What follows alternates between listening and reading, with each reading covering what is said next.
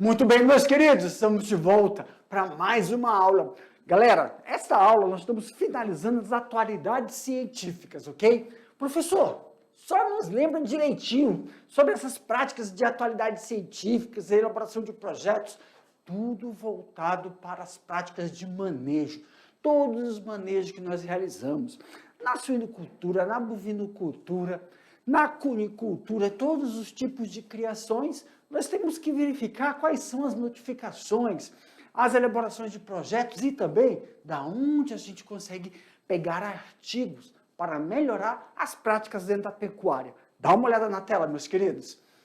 Aí, ó, aula 51.1, Atualidades Científicas, parte 2.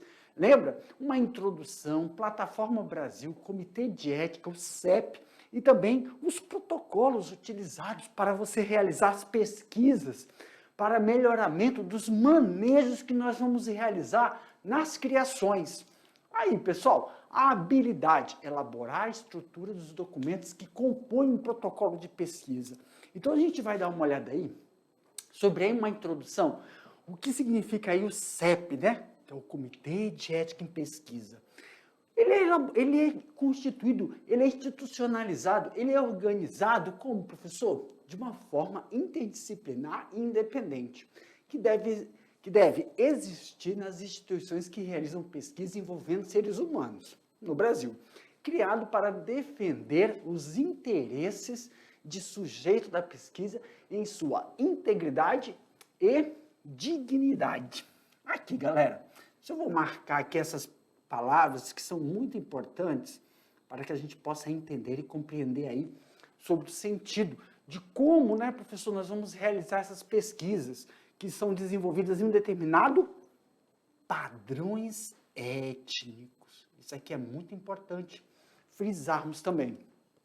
E qual é a resolução que vai nortear, professor, essas práticas desenvolvidas em pesquisas que envolvem seres humanos? É a resolução 466 de 2012, com a função de implementar normas e diretrizes que regulamentam a pesquisa envolvendo seres humanos. Aqui para mim, galerinha, sempre temos que lembrar que todas as práticas que você verifica, como é que são feitos, né?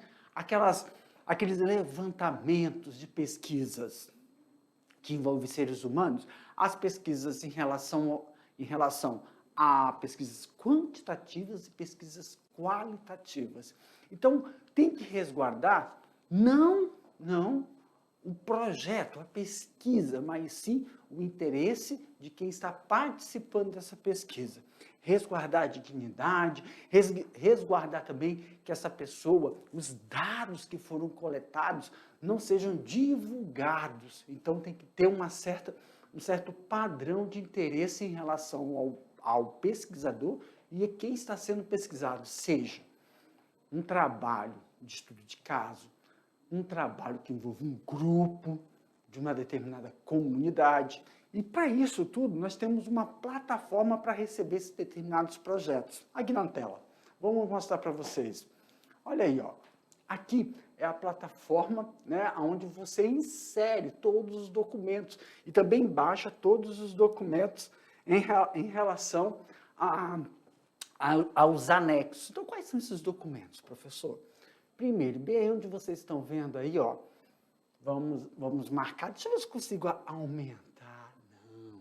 Aí nós estamos vendo aqui, ó, busca de pesquisas aprovadas. Então, nessa lupa, a gente consegue observar, deixa eu colocar aqui para vocês, ó, aqui, todos os projetos, né, quando você clica, todos os projetos aprovados, tem aí os ícones, né, para você ver o CAE, que é a numeração do seu projeto, o contato, a Plataforma Brasil, resoluções e normativas. Professor, quero saber quais são as resoluções, quais são as normativas que eu devo seguir para compor um projeto de pesquisa.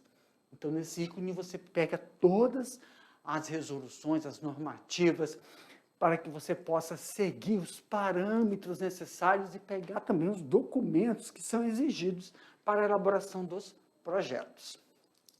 Então, aqui a gente já colocou uma sequência, né, de documentos que é visualizado ali dentro das resoluções, onde você tem que anexar e enviar os documentos para que o seu projeto seja, então, apreciado. Vamos lá, na folha de rosto. A folha de rosto é um formulário que identifica o projeto, o pesquisador e a instituição responsável pelo mesmo. Deverá ser devidamente preenchido na base eletrônica, quer dizer, é uma plataforma online, tá, galera? Depois deve ser impresso, assinado pelo pesquisador responsável e também pelo responsável do local onde será realizado esse projeto. Aqui para mim, sempre lembrando que todos esses parâmetros, tanto da folha de rosto, onde vai estar descrito os formulários identificando o pesquisador, também vai identificar a instituição proponente, aonde ele vai realizar esse estudo. Muitas instituições envolvem, que a gente observa, né, são instituições educacionais, instituições de empresas privadas, mas também tem instituições onde realizam pesquisas voltadas ao interesse animal, interesse vegetal, que você elabora pesquisas para melhoramento de uma determinada espécie, ou tanto vegetal como animal. Aí tem outros parâmetros a serem desenvolvidos.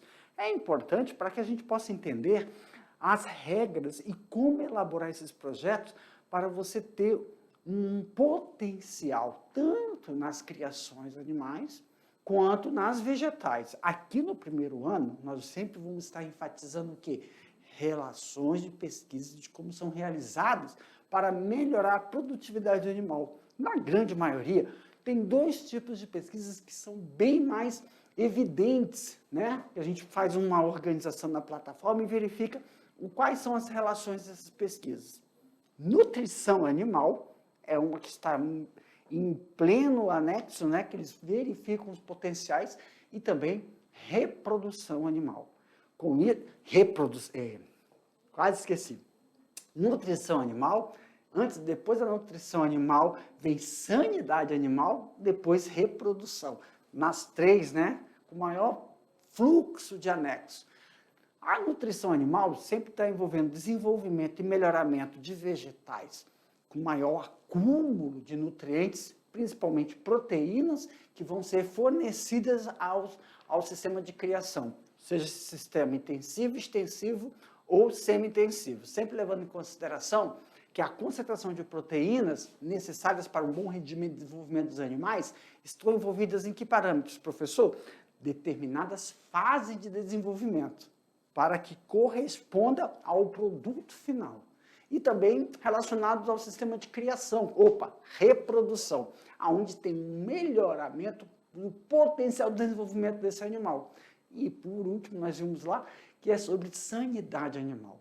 A qualidade de você organizar o ambiente de forma que você possa fazer práticas, manejos de forma preventiva para se evitar qualquer tipo de infecção. E se ela for instalada no ambiente, amenizar os processos sintomatológicos, ok? Aumenta aqui a tela, Pichu. Olha só, no caso de projetos de programas, por exemplo, iniciação científicas, trabalhos de conclusão de TCC, o orientador ou o professor vai submeter o protocolo de pesquisa e que é o pesquisador responsável.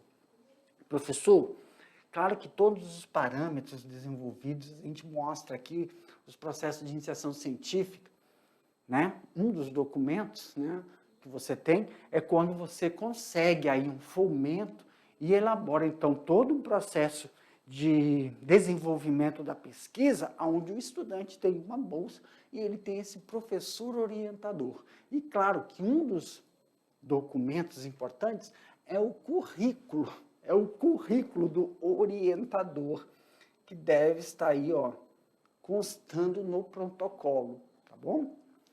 Então, nós vamos ver aí, documentos que devem compor o protocolo de pesquisa. Projeto de pesquisa, claro, que é na língua materna, né, em português, contendo um resumo. Então, só para lembrarmos aí, O resumo, ele deve ser escrito, aí vai ter uma quantidade de palavras, que na grande maioria é de 300 caracteres, tem uma variação entre 300 a 400 caracteres, e nesse resumo nós devemos encontrar uma introdução, objetivo, materiais, métodos e o que é esperado com o projeto. Então, uma forma geral de esclarecimento sobre o que está sendo estudado, ou no sistema de manejo alimentar, no sistema de manejo de reprodução, ou sistema de manejo sanidade animal. Uma justificativa. Na grande maioria, nós observamos que as justificativas, elas vêm com um parâmetro. Qual? Um parâmetro estatístico. Então, nesse parâmetro estatístico, aqui, meus queridos, dentro desse parâmetro estatístico, sempre vamos levar em consideração o quê? Em relação ao potencial para melhorar a nutrição animal. Então, com isso, tem uma estatística que mostra, nos últimos 5 anos, o potencial de um determinado vegetal que é utilizado na nutrição animal em determinada fase de desenvolvimento. Então, sempre está relacionado o que você está querendo prever com esse melhoramento nutricional. Seja ele por desmame, se você está falando sobre a passagem, a transferência, não é isso? Da fase de desenvolvimento de um animal para retirar o alimento líquido para o alimento sólido. E aí, nessa transferência, você justifica o melhoramento nutricional do seu animal. Ou potencial quando você está fazendo uma suplementação.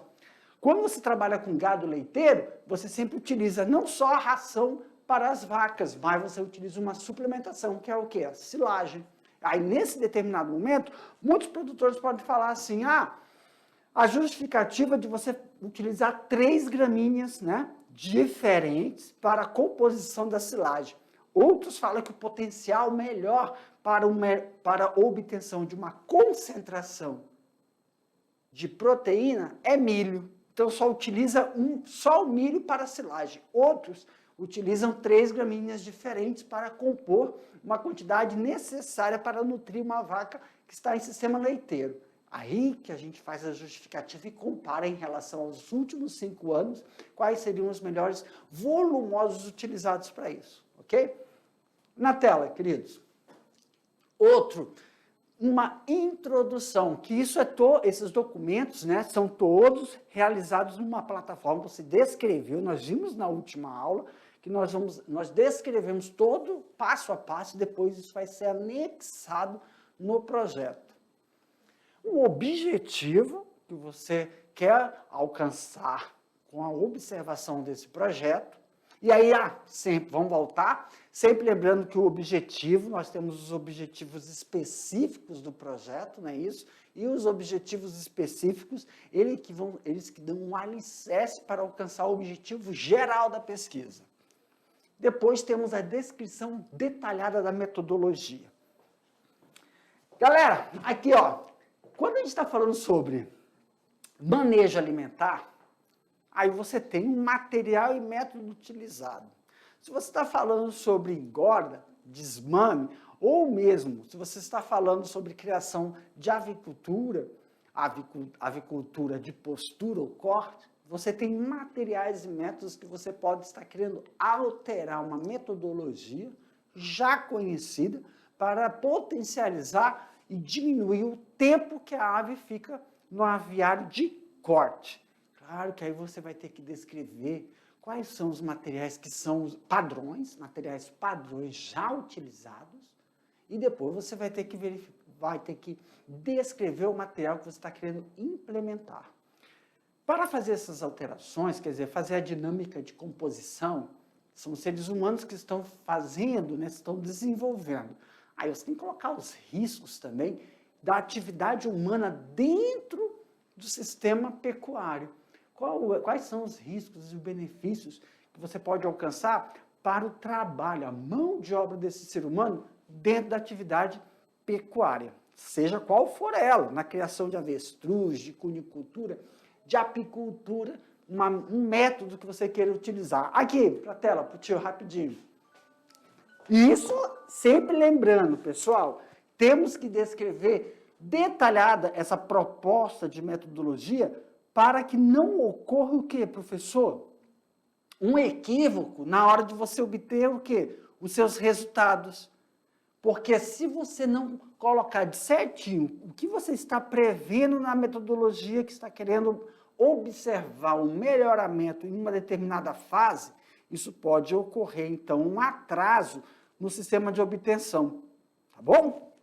Vamos lá, então? Aqui, ó. Causística, né? Professor, a causística, né? A amostragem específica, os critérios de inclusão e os critérios de exclusão do sujeito da pesquisa na amostra, bem como os planos de recrutamento. Como é que é isso aí, professor? Critérios de inclusão quais são os padrões que você vai falar assim, essa determinada pessoa pode participar ou não da pesquisa. E esses critérios têm especificidade. Exemplo, idade, né, para participar da pesquisa.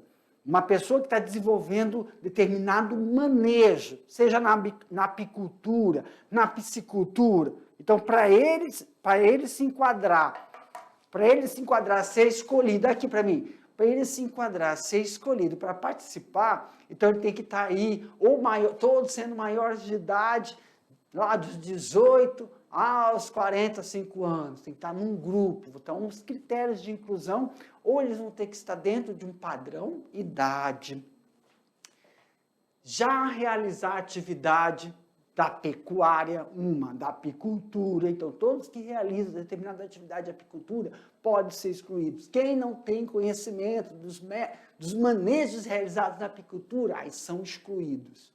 Entendeu? Menores de idade, aí são excluídos. Então, você tem que colocar critérios de pessoas que trabalham dentro da atividade da pecuária e ser específicos.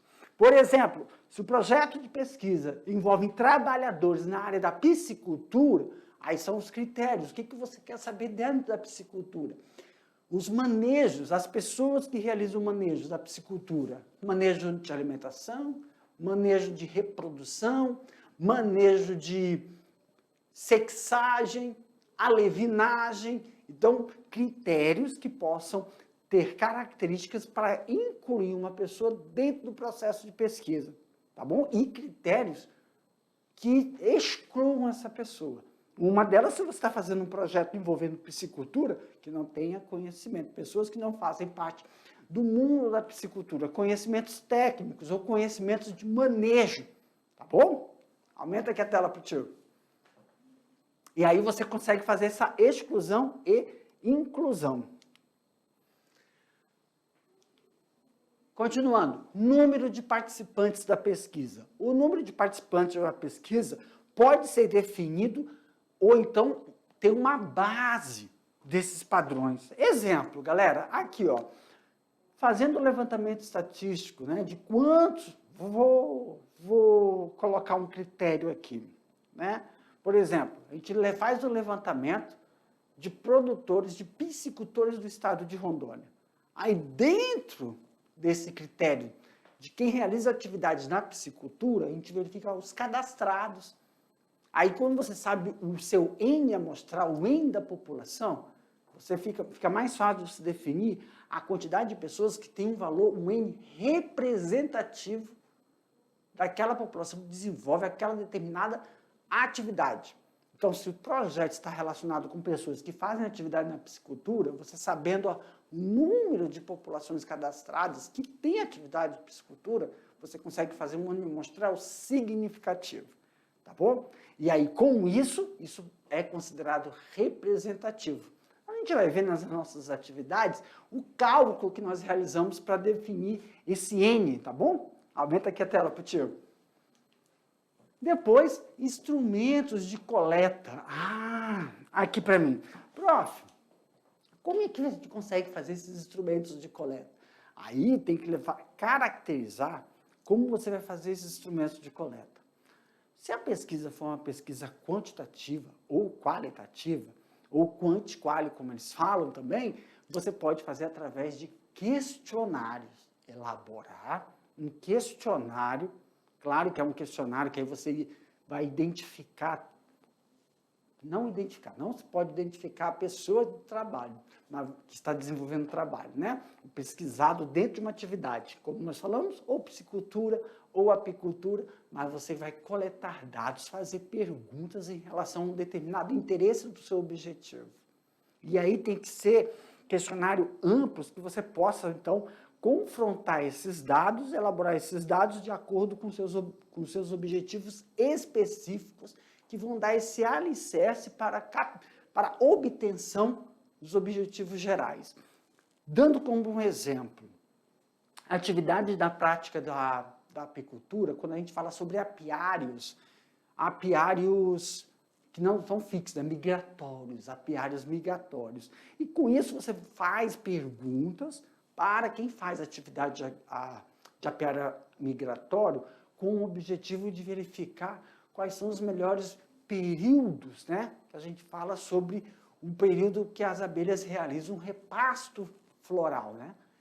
Se a pessoa que faz a atividade tem conhecimento, né, sobre o repasto floral e quais são os pontos chaves dentro daquela propriedade ou da região que se tem a alteração do repasto floral. Com isso, a gente pode obter a informação de como são caracterizados os processos de melhoramento da produção de mel em relação não só à qualidade do mel, mas como ocorre esse processo de saborização, né, odorização e também armazenamento do mel durante o repasto floral. Com essas informações, a gente pode também fazer, então, uma interação com a piscicultura. Dentro do processo de instrumentos de coleta de dados, se não for feito por um questionário, se você for fazer, então, um trabalho em relação ao processo de melhoramento genético em peixes, então você pode fazer a coleta de dados quando você obtém a utilização de concentrado ou macerado hipofisário. E como comparar qual é a melhor concentração em determinadas espécies e a obtenção do processo de ovulação. Por exemplo, quantidade de macerado hipofisário aplicado em uma determinada espécie em relação ao peso do animal e a quantidade de produção de ovos e também sêmen. Desta forma, o processo de homogeneização e fecundação, a obtenção dos 95% que são esperados. Para isso, aí a gente já faz trabalho em relação à amostragem. E se essa amostragem é representativa no sucesso de obter a quantidade de alevinos necessário para aquela espécie. Tá bom? Aumenta a tela aqui para mim, galera. E a análise crítica dos riscos e benefícios. Como é que é essa análise crítica de risco, professor? Dentro de uma atividade, nós temos que avaliar quais são os riscos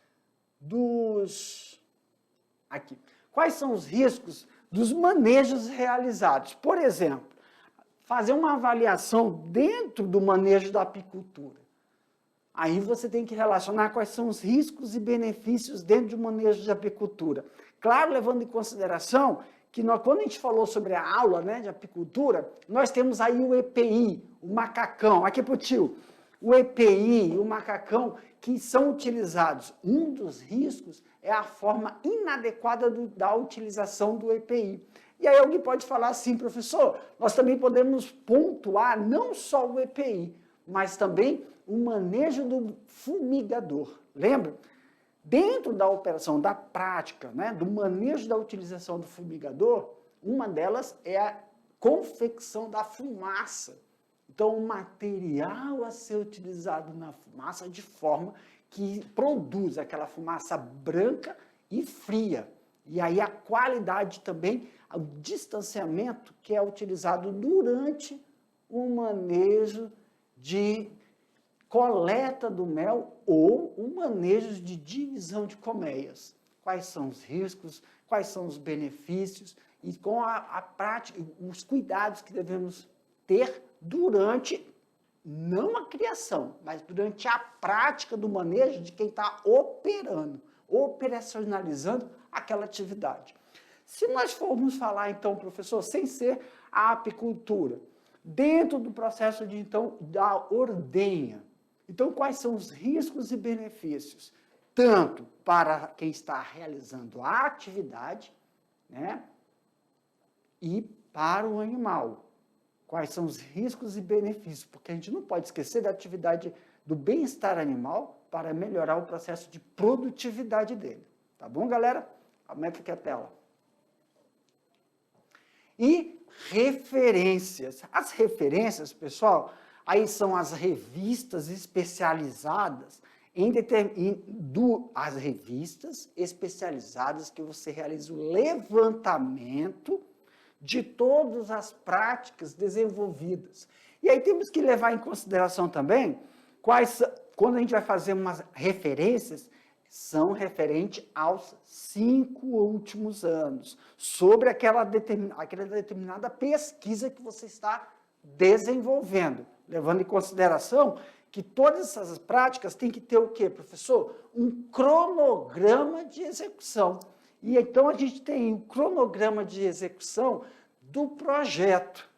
Então olha aqui para mim, galera. Quando você vai anexar esse cronograma, é desde a elaboração do projeto até a sua finalização. Com análise desses dados e dentro desses projetos, muitas vezes, há necessidade de realizar relatórios, dependendo se você conseguiu, se você obteve, então, um financiamento para esse projeto. E aí, sim, dentro do cronograma também, tem que estar lá falando a cada quantos meses, ou é de 6 em 6, ou é de 3 em 3, 6 em 6, ou é anual, um relatório parcial, que aí você direciona esse relatório para a instituição de fomento que você conseguiu para desenvolver o seu projeto.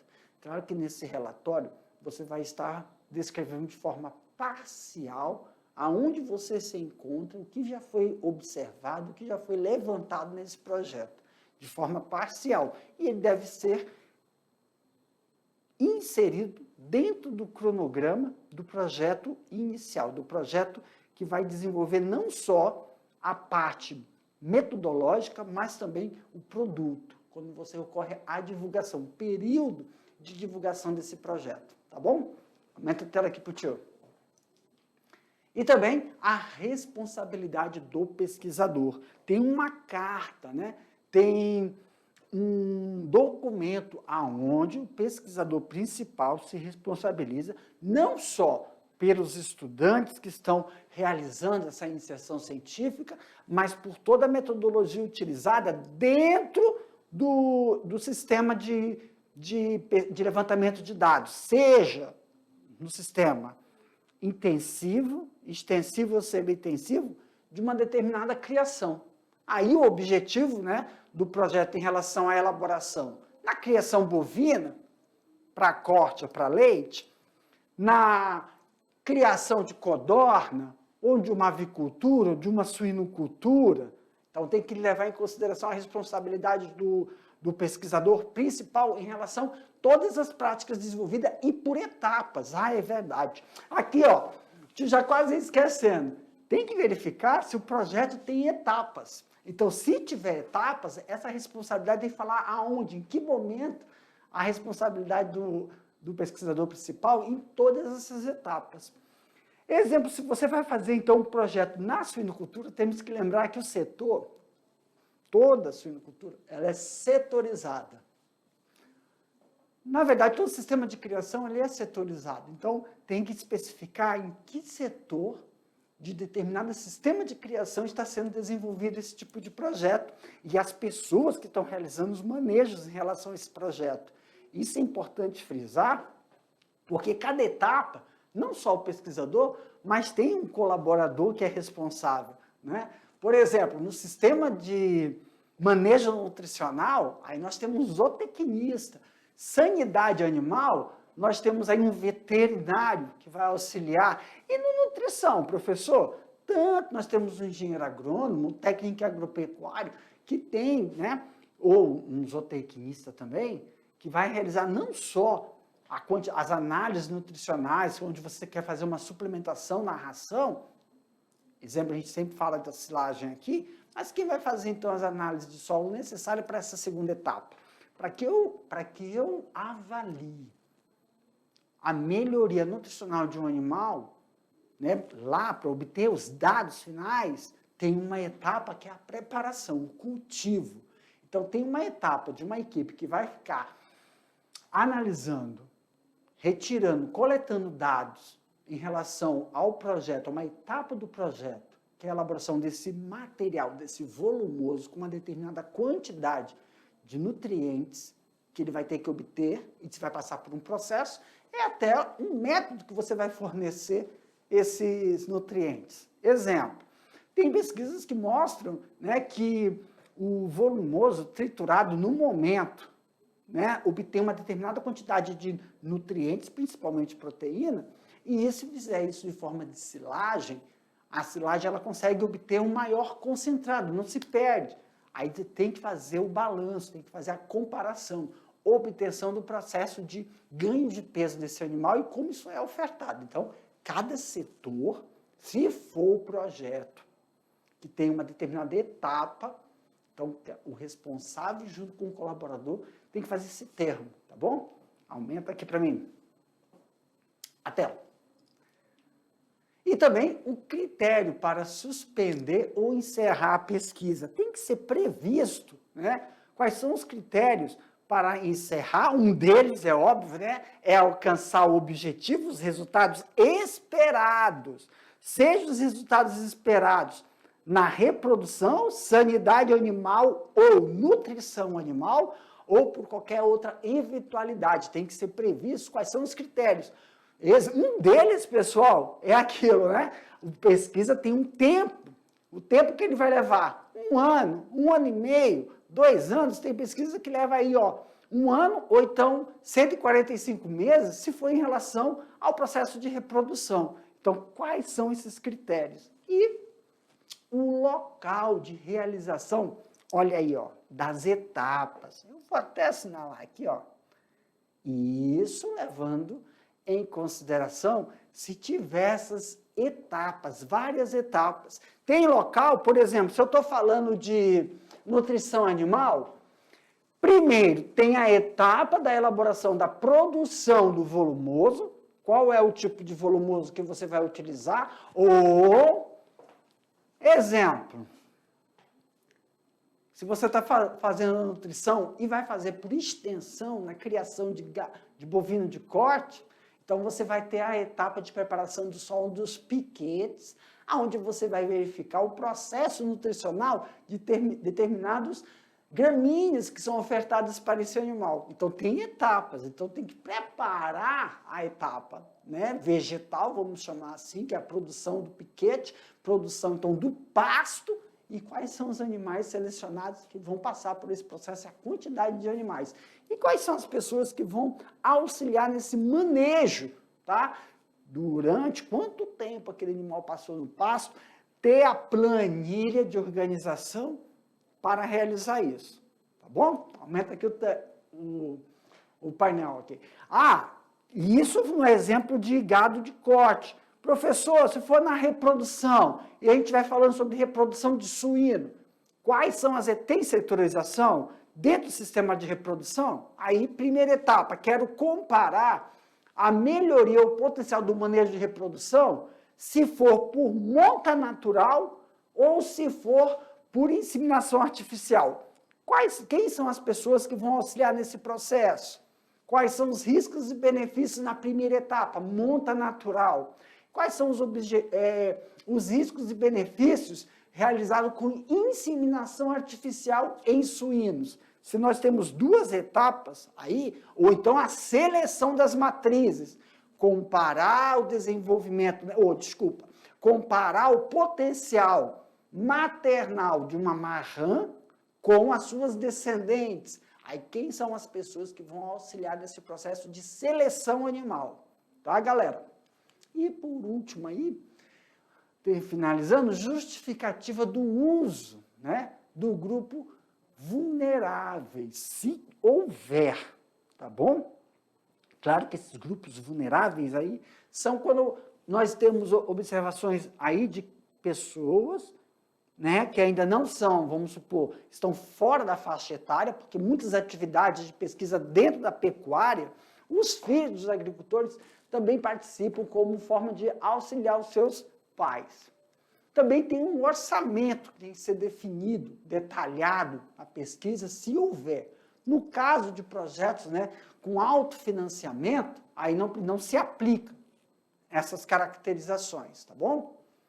Também temos aí, ó, o TCLE, que é muito utilizado quando você tem aí, pelo menos, tem que apresentar a justificativa, a utilização, declarar nesse TCLE todas as etapas que serão desenvolvidas no projeto, ó, justificativa, o objetivo tem que aparecer no TCLE, os procedimentos de pesquisa e os critérios de escolha da amostra. Lembra quando a gente falou sobre o critério de obtenção da amostra? Nesse TCLE, quem for realizar trabalhos com manejo animal, tem que estar tudo explicando para essa pessoa quais são as atividades que eles vão desenvolver, as etapas dessas atividades. E também não esquecendo dos riscos e benefícios que podem ocorrer durante esse procedimento. Volta, calma aí, ali, desconforto, riscos associados, lembra? O pessoal vai fazer uma atividade nutricional, vai realizar um manejo dentro da apicultura, quais são os riscos que podem ocorrer com as pessoas que desenvolvem o manejo dentro da apicultura? Tem que estar tudo descrito, se aplicável, né? E aí são os benefícios que o pesquisador quer, que os benefícios esperados com qualquer alteração no manejo. Depende também da onde será aplicado isso, tá?